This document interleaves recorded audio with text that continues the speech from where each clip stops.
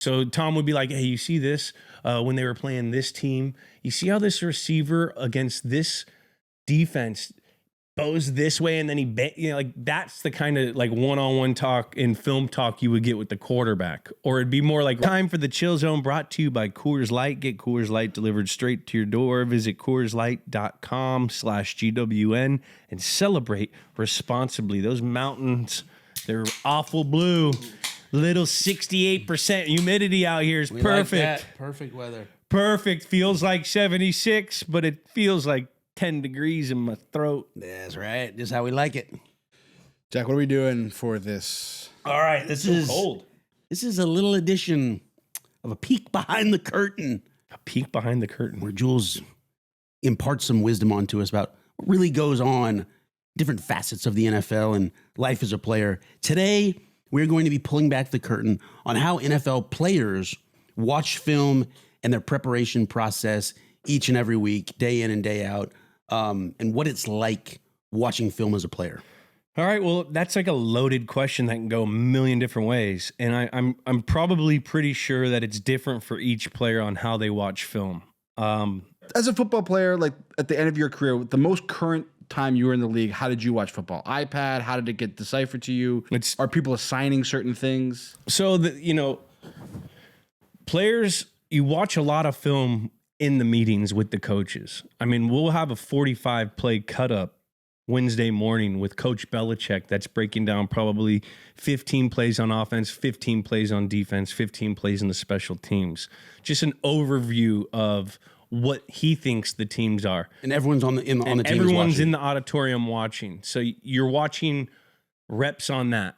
And he'll have what he's talking about. All right, you guys look at their defense. They play a lot of cover 2 shell. Watch those safeties. And then you break up into offense and defense. So that's just for the team you are playing that week? That week. Okay. So this is just a regular work week. We'll watch that film. Then we break up into offense, defense, like we all know, because we've talked about this goddamn schedule on this podcast a million times. And, then the offensive coach, very similar to like all the other meetings, has his 20 to 40 play, 15 to 30 play cut up of what he sees and the keys to victory. So you're watching more reps. Sometimes they overlap from the head coach. And you're seeing, and they're giving you kind of the important keys of what we should be seeing for this defense.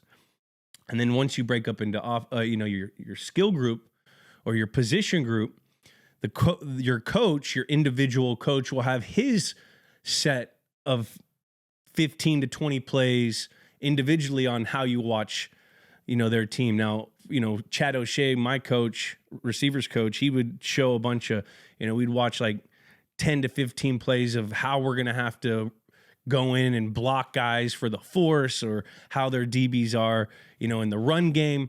And then he'd have individual like 30 play cut-ups of each corner that you're going to defend, with like highlighted examples of what their strengths were, highlighted examples of what their weaknesses or what they struggled with. So like, say, you have a corner, he's really big guy. He would show his offhand jam, how this guy did it 3 or 4 times. You would look at his stance on when he would do it, how he would do it, so you could kind of feel it. So you're looking individually at that specific guy with the receiver coach. And then for me individually after that, and those days would always change according to what day it is. That would be early down day. And then you do the same thing on Thursday for third down day. And then the same thing for Friday with red area and then overview, 2-minute, and all the others. And then there would be cut-ups. Coach O'Shea would say, all right, we have, I want you guys to take a look. If, say, we were struggling or we weren't at the standard of third down that week, Coach O'Shea would be like, all right, we got a cut up of all their 3rd and 3s, 3rd and 6s, 3rd and 9s, 3rd and longs. Why don't you guys take a look at that? And that's what you could watch at home. Okay. So you go on your iPad. Everything by the time I got out of the league was digital. So you had everything broken down in every kind of like situation you can think. If you just want to see the DBs, you can click in. All right, I want to see 40. I want to see 27. I want to see all his passes defended versus third down. You could look at that. It got to that. I want to see all his plays on first down. I want to see all his cut-ups of any time the ball was thrown at him. I want to see all the cut-ups of, every time this guy tackled. Like, you could get into all that. For me individually, I leaned on a lot of, Coach O'Shea. He'd always have great cut-ups for us. That's how you determine if you had a good coach. Or that's what you always saw from a good coach. They would always give you great cut-ups of things that, helped you with your game. So, a lot of times you would sit there and I just rewatch the stuff that Chad would put in our mind. And then I like to watch like a whole game. So I would like to watch the whole game of the guy, the last 3 games. I'd watch his last 3 games just to see him throughout the game. So you're just focusing on like who your matchup is going to be for the specific, most part? depending, like out of work. Yes. You're doing the one-on-one. I'm doing more one-on-one more specific looking specific. I want to see if I can see any tendencies from the defensive back, the guy I'll be going against, maybe a linebacker on certain situations. I would sit and watch them on all of those. Like, let's say your specific matchup against a cornerback X.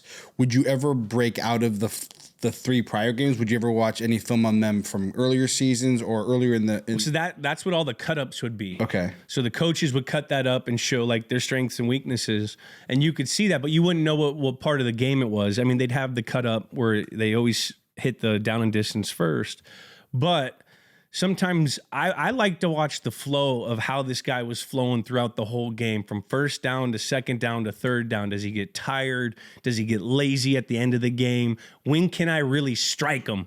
Does he do certain things at certain points of the game? Is he going to be, a run factor in all of the game, or does this guy quit as the game gets on because he doesn't want to hit no more? Does he certain times of the year, a guy could be a completely different player from week 1 to week 9, 13, like a guy that struggled in the beginning could be, so if you're looking at all his struggle shit, what he struggles with, he tightens that up until and then he's playing like a completely different player, which guys do. They get better. They improve. Cream season. Cream season. You get to watch it. I like to watch like the most recent, because that's kind of like how he is physically right now.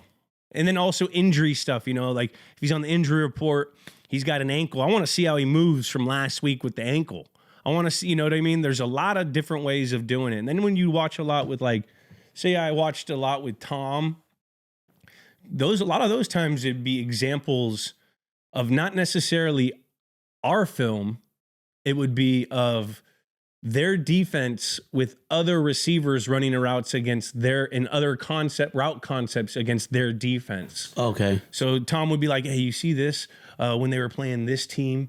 You see how this receiver against this defense bows this way, and then that's the kind of like one-on-one talk and film talk you would get with the quarterback. Or it'd be more like route running. You'd watch with Tom, you'd watch a lot of one-on-ones of our tape against practice on just like reiterating how Tom liked how you ran the route. It didn't matter if you caught it or not, because it's one-on-one, but just route technique. That was a lot of time where we would go in it with the quarterback to watch the one-on-ones to try to create the chemistry between the quarterback and the receiver. How did those sessions come about? Is that like a part of your schedule, or is that like free time? That like, Tom, let's go, let's watch. So it would sometimes we would do that early in, we would schedule that part of those individual meetings when we break up into, all our own positions. Tom would sometimes come over, and all the quarterbacks, we would watch all that film together, our one-on-one film together, and then a lot of the times, sometimes Tom, he would like to he'd watch film after, the practice and say, hey, guys, why don't we just, if there was some uncertainty on certain plays or a certain game or a certain scheme or a certain concept, it was a way for him to nail it down. Did you, this might be like more of a movie trope, but did you ever get any aha moments or really big takeaways that you were able to use in a game? Like, oh, I was able to crack this one thing, and I know that on this play, this situation, he's going to do this and take advantage of it? Or is that more of like kind of like a Hollywood movie type thing? No, I remember all week, and we'll be talking to Vince Wilfork soon. In that butt fumble game, that specific, I had a touchdown on a post, and it was this, it was a blitz. It was some sort of blitz. I forgot like the actual terminology. I'm going off of just straight memory right now, where we knew that corner was going to be flat-footed on that play with that specific situation. In that specific situation, they were going to run this certain blitz where it was going to be great for the post, and they would have to communicate, and we hit that. Like, it happens a lot. And who catches that kind of stuff? Or is it anyone? See, that's what the coaches do. Have you ever caught anything like that on a one-to-one matchup? Oh, if I know he's doing X, Y, and Z, I get this piece of information. I mean, that's just all what you're doing. That's always what you're doing. Like the coaches will like a lot of those times when, say, Josh McDaniels on the offense, in the offensive meeting with the whole offense, like when he has his cut-ups, he could have a play that he took from college or someone around the league against this specific defense, this specific team, and show another team executing something that we're going to install specifically to take advantage of that specific defense. We were a game plan team, so we had most of those. Like every week we had a cut up like that where, hey, these are plays we're going to bring in, or these are plays from the past against this specific. This may be a new wrinkle that we want to bring that we've got from the college level. The Who Man and the Raven, those and Bama plays, Baltimore formation thing. Like we saw that from college. A lot of copycat game plan type shit. We're talking a lot about film here, but can you speak to the importance of the cowboy clicker in NFL facilities? The cowboy clicker, which is what you see Shanahan holding right now. I mean, that's everything. If you don't have a good cowboy clicker, or like the button smashed, or the button sticky, it could fuck up your day. You ever just get like frustrated and just break a cowboy clicker like an Xbox controller? Yeah. I mean, we'd have to have Teddy on and the film and IT people. The real unsung I can heroes, feel like baby. Jared and Teddy, bro. They've replaced 1 million clickers for me. I feel like you're the friend in high school. You go over his house and all of his Xbox controllers are just in mangled, but you just got cowboy collars just in piece, or cowboy clickers in pieces. And I didn't. No, I just dropped it. I didn't break it. I didn't throw it. The real, say, like lithium thing, where it was like a rare thing, was when you had the cowboy clicker on the iPad. Whoa! Because the technology, they got that technology late now. in like my career. When you got the cowboy, because it's good to use. It's just not as efficient when you have to go here touch all the shit, and you're going screen. Here. Literally, you're just right here, and you rewind and fast forward rewind so much. It has to be so dialed because you're just trying to see the step that the guy's taking, and you want to see it 1,000 times. That DB, when you're watching DB, you'll sit and you'll see that first play, you'll press play, and he'll step, and you rewind, step, rewind. All right, step, you want to see it. That brings me to my next question. And that's what the cowboy clicker is. There a moment that sticks out to you that's like the world record for rewinds and start overs, like in a team meeting? Yeah, coach. I mean, anytime there was like bad football, as Ernie said, the quiet rewind back and forth. Yeah, the quiet rewind and like just straight like you just feel like your lunch. Someone just spit and pooped in your lunch. Rewind in front of everyone. Oh man! You the one time where you think like the coach may not have seen that play. Oh, it's on there, and then he slows and rewinds it 1 million times, and it could be something stupid like Ernie said on. Fetch catch, false start. I've seen a false start, like rewind, like maybe 10, 15 times in a row. Like, first and 15, and that's like, there's 4 or 5 restarts in just what I said. The silent, when the coach says nothing and it's just going back and forth. Let the rewind do the talking. The rewind does the talking. That's awesome. I got one more before we wrap this up. I got a bunch more, but keep go ahead, guy. How was it like when you first came into the league? You talking DVDs? What's the... Yeah, so you got to give a shout out to, all the film people and like IT people, Jared and Teddy, and we had Famos They were like our guys, and early in the days, they do all the cutting up. Back in, I mean, they'll do all like the. It used to be like, I don't know if.